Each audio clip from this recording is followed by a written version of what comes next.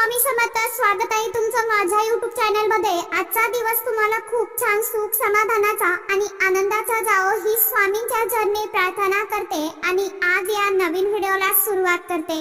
तर बघा मित्रमैत्रिणींनो, येत्या 6 जुलैला म्हणजेच रविवारला आलेली आहे आषाढी एकादशी आणि या आषाढी एकादशीच्या दिवशी आपण जर काही सेवा केला, उपाय केले तर ते खूप प्रभावी ठरत असतात. कारण की या काळामध्ये भगवान विष्णू तत्व हे कितीतरी हजार सहस्र पटीने कार्यशील असते आणि या काळामध्ये जर आपण काही उपाय केले तर त्याचा निश्चित लाभ हा आपल्याला मिळत असतो.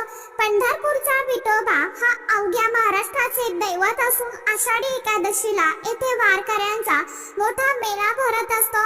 महाराष्ट्राच्या कानाकोपऱ्यातून ठिकठिकाणाहून लाखो भाविक भक्त नाम विठू नामांचा गजर करत आषाढी एकादशीला पायी वारी करत असतात. हिलाच आषाढी वारी म्हणतात. विठ्ठलाचा नामघोष करत अनेक वारकरी पायी या ठिकाणी अगदी भक्तिभावाने येऊन पोहोचत असतात. चंद्रभागेमध्ये स्नान करून पांडुरंगाचं दर्शन घेतात. आषाढीला या दिवशी पंढरपुरा सेगाव येथून पूर्ण ब्रह्म अधिकारी श्री संत गजानन महाराजांची, आळंदीहून ज्ञानेश्वर महाराजांची, त्याचप्रमाणे देहूहून तुकाराम महाराजांची आणि त्र्यंबकेश्वरहून निवृत्तीनाथांची, पैठणहून एकनाथ महाराजांची तर उत्तर भारतातून कबीर देवांची पालखी येते. या दिवशी वारकरी संप्रदायात उपवास करण्याचे विशेष अनन्यसाधारण असे महत्व आहे. दर आषाढी एकादशीला वारकरी संप्रदाय वारी घेऊन पंढरपुरात येण्याची परंपरा सुमारे 800 वर्षापेक्षाही अधिक काळापासून सुरू असल्याचे सांगत येते. आता आपली आजी आपल्याला नेहमी सांगायची की अगदी आपल्याला कोणताच उपवास व्रत करणं शक्य नसेल तर फक्त आषाढी आणि कार्तिकी एकादशीचं व्रत आपण आवर्जून करावं. कारण की जरी या 2 एकादशी केल्या तरीही आपल्याला 24 एकादशी केल्याचं पुण्यफळ जे आहे तर ते नक्कीच मिळत असतं. आषाढी एकादशीच्या व्रतामध्ये सर्व देवी देवतांचे तेज जे आहेत तर ते एकवटलेले असते असा देखील समज आहे. म्हणून ही सर्व व्रतामध्ये आषाढी एकादशीच्या व्रताला अनन्यसाधारण असं महत्व आहे. त्याचप्रमाणे आपण हे व्रत केल्यामुळे आपल्या घरामध्ये सुख, शांती, समृद्धी नांदते आणि आपल्या ज्या काही अडचणी, अडथळे आहेत तर त्या देखील दूर होत असतात. तर आषाढी एकादशीला व्रत उपवास करण्याची पद्धत आहे. काही लोक निर्जली उपवास करतात तर काही उपवासाचे पदार्थ खाऊन व्रत ठेवत असतात. एकादशीच्या आदल्या दिवशी अर्थात दशमीच्या दिवशी एकभुक्त राहून एकादशीला सकाळी लवकर उठून स्नान करून भगवान विष्णू देवांना तुळस वाहून विष्णू पूजन करावं. हा संपूर्ण दिवस उपवास करावा आणि रात्री हरिभजन जागरण करावं.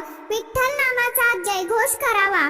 संपूर्ण दिवस देवांच्या भक्तीमध्ये, नामस्मरणामध्ये घालवावा. तर अशा शुद्ध द्वादशीला वामनाची पूजा करून पाराने सोडावे. या दोन्ही दिवशी भगवान विष्णू देवांची पूजा करून अहोरात्र तुपाचा दिवा तेवत ठेवावा. आता या दिवशी आपल्याला काय करायचं आहे, एवढी छान आणि एवढी खूप शुभ आषाढी एकादशी आहे तर आपल्याला आंघोळीच्या पाण्यामध्ये काही वस्तू ज्या आहेत तर त्या टाकून आपल्याला आंघोळ करायची आहे, स्नान करायचं आहे. तर आता या दिवशी आपल्याला कोणत्या वस्तू आंघोळीच्या पाण्यामध्ये टाकायच्या आहे याविषयीची संपूर्ण माहिती आजच्या या नवीन व्हिडिओमध्ये मी तुमच्या बरोबर शेअर करणार आहे. त्यामुळे तुम्ही हा व्हिडिओ स्किप न करता शेवटपर्यंत नक्की बघा. चॅनलवरती तुम्ही जर हा व्हिडिओ पहिल्यांदा बघत असाल तर चॅनलला आवर्जून सबस्क्राईब करा आणि असेच नवनवीन माहितीपूर्ण व्हिडिओ बघण्यासाठी समोरील बेल आयकॉनलाही प्रेस करा. त्यामुळे काय होईल, जेव्हा कधी मी नवीन व्हिडिओ अपलोड करेल तर सर्वात अगोदर त्याचं नोटिफिकेशन तुम्हाला मिळेल आणि तुम्ही एकही व्हिडिओ मिस करणार नाही. आपल्याला आषाढी एकादशीच्या दिवशी काही वस्तू ज्या आहेत तर त्या आंघोळीच्या पाण्यामध्ये टाकायच्या आहे की ज्यामुळे आपल्या आयुष्यामध्ये जी काय नकारात्मकता आहे किंवा जी काही इडापीड आहे, नजरबाधा आहे तर ती दूर होण्यास मदत होईल. कारण भरपूर वेळा आपल्या घरातील व्यक्ती खूप मेहनत करतात, कष्ट करतात, राबतात, खूप कष्ट करत असं पण त्यांना पाहिजे तसं फळ जे आहे तर ते मिळत नाही, किंवा मुलांची देखील पाहिजे तशी प्रगती होत नाही. मग अभ्यासात मुलांचं लक्ष लागत नसेल, किंवा नोकरीमध्ये त्यांना यश मिळत नसेल, त्यांना पाहिजे तसे यश मिळत नसेल, कितीही मेहनत करा कष्टाचे फळ मिळत नाही, अशा अनेक अडचणी आपल्या घरामध्ये असतात.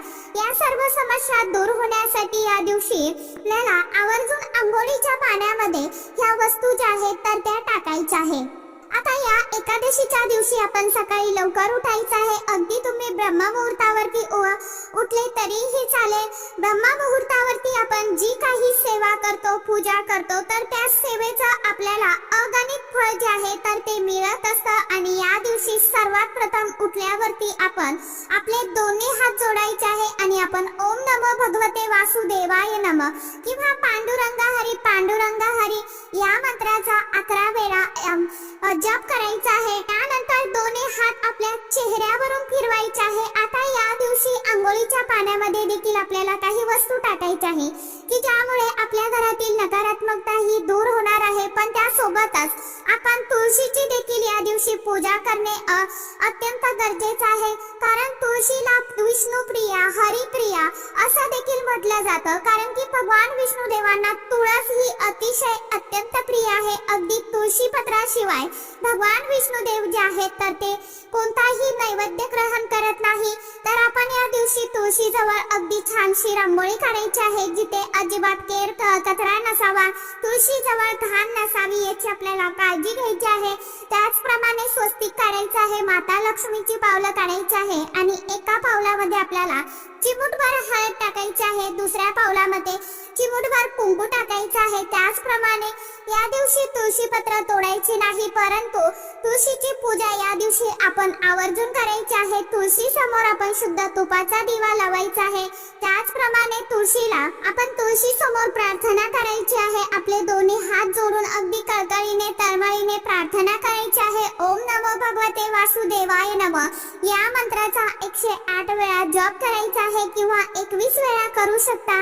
अगदी तुमच्या आयुष्यामध्ये ज्या काही अडचणी अडथळे असतील तर त्याबद्दल देखील तुम्ही बोलू शकता आणि तिथे बसून आपण विष्णू सहस्रनामाचं पठण करायचं आहे किंवा अगदी ओम नमो भगवते वासुदेवाय नमः या मंत्राचा 108 वेळा जप करू शकता. यामुळे आपल्याला भगवान विष्णुदेव आणि माता लक्ष्मीचा अखंड कृपा आशीर्वाद जो आहे तर तो मिळत असतो.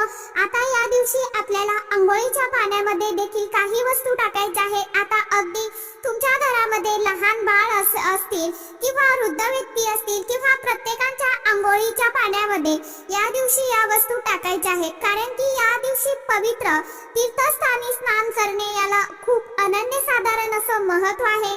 परंतु आपल्याला अशा ठिकाणी जाणं शक्य होत नाही, म्हणूनच मग आपण अशा वेळी घरीच अंघोळीच्या पाण्यामध्ये या वस्तू टाकायच्या आहे. आणि या वस्तू टाकत असताना आपल्याला एका मंत्राचा जप करणं देखील तितकंच गरजेचं आहे. यामुळे आपल्याला पवित्र तीर्थस्थानी स्नान केल्याचं पुण्य फळ जे आहे तर ते मिळत असतं.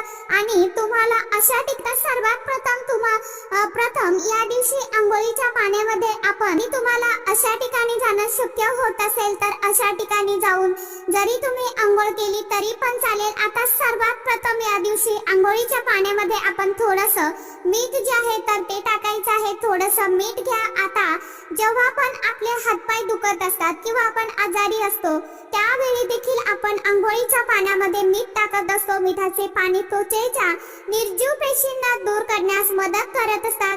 रोज या पाण्याने अंघोळ केल्यास अगदी त्वचा मुलायम आणि चमकदार दिसेल. त्याचबरोबर मिठाच्या पाण्यामध्ये भरपूर प्रमाणात मॅग्नेशियम, कॅल्शियम, सोडियम यासारखे मिनरल्स असतात.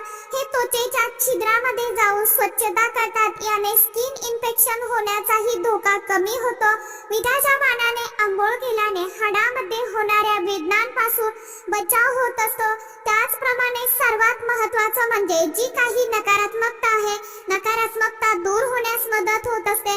भरपूर वेळा आपल्याला वाटतं की आपल्याला नजरबाधा झालेली आहे किंवा अगदी मुलं देखील सारखी चिडचिड करतात किंवा अगदी रडतात, तर त्यांच्यासाठी देखील तुम्ही हा उपाय करू शकता. अगदी मुले मोठी असतील किंवा अगदी तुम्ही ज्येष्ठ आहात तरी सुद्धा तुम्ही हा उपाय आवर्जून करायचा आहे. तर आंघोळीच्या पाण्यामध्ये आपण थोडंसं मीठ टाकायचं आहे, त्यानंतर आपल्याला थोडीशी हळद टाकायची आहे. आता हळद ही भगवान विष्णुदेव आणि माता लक्ष्मीला प्रिय आहे. त्याचप्रमाणे हळद आपला गुरुग्रह जो आहे तर तो देखील बळकट करत असते. आता घरामध्ये जर तुमच्या हळकुंड असेल तर हळकुंड मिक्सरमध्ये बारीक करून घ्या किंवा खलबत्त्यामध्ये बारीक करून घ्या आणि त्याची हळद पावडर जी आहे तर ती तुम्ही तयार करा आणि ती टाकू शकता किंवा बाजारातून आणलेली हळद टाकली तरीही चालेल.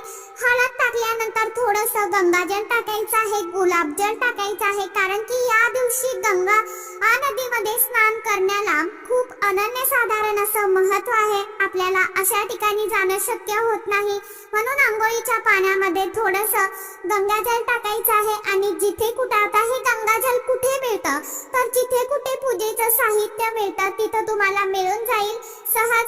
आणि जर मिळालंच नाही तर मग अशा वेळेस तुम्ही आंघोळीच्या पाण्यामध्ये एक टक बघायचं आहे किंवा थोडंसं पावसाचं पाणी जे आहे तर ते तुम्हाला धरायचं आहे आणि ते तुम्हाला तुमच्या आंघोळीच्या पाण्यामध्ये टाकायचं आहे. त्यानंतर तुमच्याकडे जर गुलाबाच्या पाकळ्या असतील तर गुलाबाच्या पाकळ्या टाकायच्या आहेत.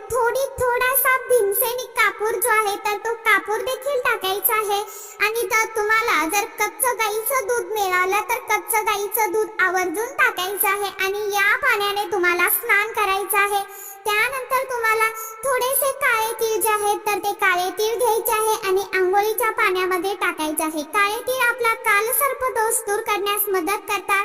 त्यासोबत आपल्याला आवळ्याचा रस देखील टाकायचा आहे. आता आवळ्याचा रस तुमच्याकडे नसेल तर मग तुम्ही पानं देखील टाकू शकता किंवा तुम्हाला हे आवळ्याची पानं नाही मिळाली तर मग तुम्ही तुळशीची पानं 2 टाकायची आहे. फक्त तुम्हाला नंतर ती उचलून घ्यायची आहे, त्यामध्ये टाकायची आणि नंतर तुम्हाला ती काढून घ्यायची आहे.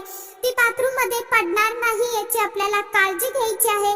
तर तसेच आता फक्त कृपा करून आपल्याला रविवारच्या दिवशी आणि एकादशीच्या दिवशी कृपा करून कुणीही त्या दिवशी तुळशीची पानं, मंजिरी, काडी काहीही तोडू नका. ज्यांना उपाय करायचा आहे, सेवा करायची आहे तर त्यांनी शनिवारच्या दिवशीच मंजिरी, तुळशीची पानं ही तुम्हाला अगोदरच्या दिवशी तोडून फ्रीज मध्ये डब्यात ठेवू शकता. तुळशी पत्र हे कितीही दिवस शिळी होत नाही, त्यामुळे तुम्हाला अगोदरच्या दिवशी तोडून ठेवायचे आहे. ज्यांनी व्हिडिओ लेट बघितले समजा उपायांचे सेवेचे तर त्यांनी जी काय पानं तुळशी खाली गळलेली असतात तर ती पानं तुम्हाला घ्यायची आहे आणि स्वच्छ धुवून घ्यायची आणि उपायासाठी तुम्ही वापरू शकता. फक्त तुळशीला आपल्यापासून कोणतंही दुःख होणार नाही, इजा होणार नाही.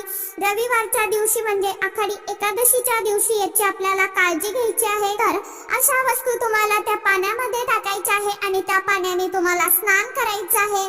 आता आंघोळ करताना तुम्हाला कोणता मंत्र म्हणायचा आहे बघा. मंत्र असा आहे की गंगेचे यमुने चैव गोदावरी सरस्वती नर्मदे सिंधू कावेरी जलेस्मिन सिन्निधिं कुरु.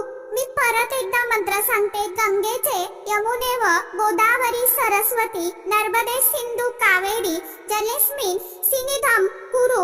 आपण अंघोळ करत असताना या मंत्राचा जप करायचा आहे आणि या दिवशी अंघोळ झाल्यानंतर आपण शुभ्र रंगाचे वस्त्र परिधान करा किंवा लाल पिवळ्या रंगाचे वस्त्र परिधान करू शकता. फक्त काळ्या रंगाचे वस्त्र जे आहेत तर ते आपल्याला या दिवशी परिधान करायचे नाही. तर मंत्र तुम्हाला तो अवघड वाटत असेल, तुम्हाला येत नसेल तर तुम्ही सरळ आणि सोपा ओम नमो भगवते वासुदेवाय नमः या मंत्राचं पठण करू शकता किंवा हर हर गंगे हा मंत्र देखील तुम्ही अंघोळ होईपर्यंत पठण करू शकता. तर सांगितल्याप्रमाणे तुम्हाला वस्तू ज्या आहेत तर त्या टाकायच्या आहे. ज्यांना एवढ्या सगळ्या वस्तू नाहीही टाकल्या तरी देखील चालणार आहे. मी फक्त ऑप्शन म्हणून तुम्हाला त्या सांगितलेलं आहे. ज्यांना ज्या वस्तू शक्य होतील त्या वस्तू, एवढ्या वस्तू का सांगितल्या तर प्रत्येक वस्तूमध्ये एक विशेष महत्त्व असतं आणि आपले जी काही ग्रह असतात तर ते कमजोर झालेले असतात. तर त्या वस्तूने त्या त्या वस्तूने आपले ग्रह जे आहेत तर ते बलवान होत असतात. आपल्यामध्ये जी काय कमजोरी आहे तर ती भरून निघत असते. म्हणून आपल्याला या वस्तू टाकायच्या असतात. ज्यांच्याकडे एखादी वस्तू नसेल त्यांनी स्किप केली तरीही चालेल, काही हरकत नाही. तर सांगितल्याप्रमाणे आवर्जून अंघोळीच्या पाण्यामध्ये वस्तू टाका आणि स्नान करा आणि स्नान होईपर्यंत मनामध्ये नामस्मरण करा. त्यानंतर आपल्या देवी देवतांचं नित्यपूजन सेवा जी काय आहे तर ती आवर्जून करा. तर चला, आजच्या व्हिडिओमध्ये इतकीच माहिती होती. कशी वाटली नक्की सांगा. व्हिडिओ आवडला तर चॅनलला आवर्जून लाईक शेअर सबस्क्राईब जरूर करा. परत भेटूया नवीन माहिती सोबत, नवीन व्हिडिओसोबत. तोपर्यंत सर्व माझ्या YouTube परिवाराला श्री स्वामी